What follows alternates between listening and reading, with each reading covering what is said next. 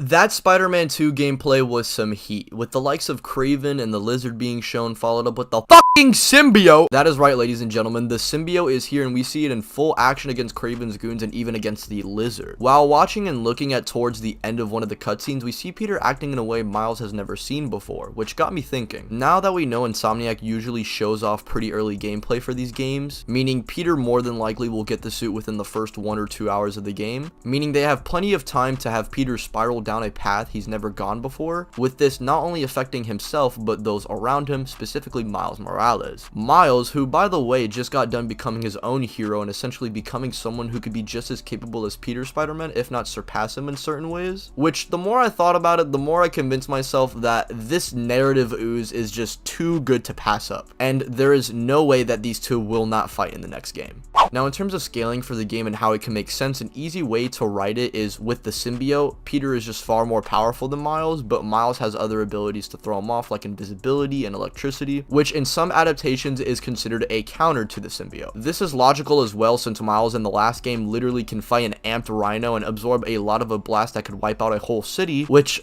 Peter in the first game has never shown anything like that. The best thing we've seen is him tanking Electro's lightning, which can destroy stone pillars. But again, the symbiote is an easy way to close the gap in power and allow these two to just have an all-out brawl. So there's the inverse explanation for those who want to be like, well, how can this make sense? As for when and how this could actually happen, well, we know Miles already sees Peter acting off, so initially Peter would probably say that the power sometimes can get to his head, but Miles responds to this by saying to be responsible with this power. This shows how Miles has grown, and it's not only Peter keeping him in check, but also vice versa. Peter probably tracks the Lizard down on his own like how he said he would, which would lead into him, Kraven, and the Lizard all colliding, which would end up getting a lot of people hurt and himself hurt, which would enrage Peter, and as we all know, the symbiote would just feed off rage, and these are basically the blueprints forming for Miles versus Peter. Since he can just rely more on his symbiote powers to seemingly take on these bigger threats, but this leads into him becoming more emotionally unstable. And the more unstable he becomes, the more it'll affect Miles, who basically by this point is saving the city on his own, since the hero that he aspired to be is slowly descending into darkness. After that three-way struggle, we could have Miles being mad at Peter, and rightfully so, since he's trying to push him away even when he can help Peter and do just as much as him. And I feel like at this point the symbiote would end up talking more here than Peter, with Peter saying that he can't do what he can. Miles hearing this out of Peter gets upset, but he and Peter both know that he is not himself. After this disagreement, I think Peter would run off in a rage, taking his anger out on some punk criminals that really don't deserve the beatdowns they're receiving. And we can have a certain amount of time here where Peter and Miles are trying to deal with Lizard and Kraven just on their own. But this simply is not working out, and when it's becoming a known fact that this symbiotic Spider-Man is not a friendly neighborhood one anymore, this would lead into Miles and him confronting each other, but Miles noticing a key difference. The suit that seemingly was just a black version of the advanced one is now almost its own entity. What I mean by this is similar to Spectacular Spider-Man's case, the suit as time progressed would latch more and more onto Peter to the point to where the suit looks closer to what it actually was in the comics rather than just a black version of what that adaptation was. I'd like to have this here since, again, we are emphasizing that this Peter is getting progressively worse, and now it's like Miles doesn't even recognize him. Now, we know there is a switching mechanic and you can swap between Peter and Miles, but I think near the end of the game when this fight actually happens, we could have a choice to play as either or when they come head to head. In Miles' case, I'd like this fight to be similar to what Spider-Man vs. Anti-Venom was in Edge of Time, with him being clearly outclassed in power, but his sheer relentlessness along with his electricity is giving him an edge, and he's actually in there. As for if you choose Peter, well, we'd mainly have to avoid the electrical attacks, and in addition, you could have instances where when you mess up an attack, you can have Miles commenting on Peter still being in there. Regardless of who you choose, Peter inevitably overwhelms Miles with his tendrils and restrains him. In a last attempt to save Peter, he would channel all the electricity in his body to his fists, removing the tendril restraining one of his hands, and throwing all that he has at Peter. He would land a blow that emits enough energy to blow both of them back, and we see parts of the symbiote being removed, weakening it, which,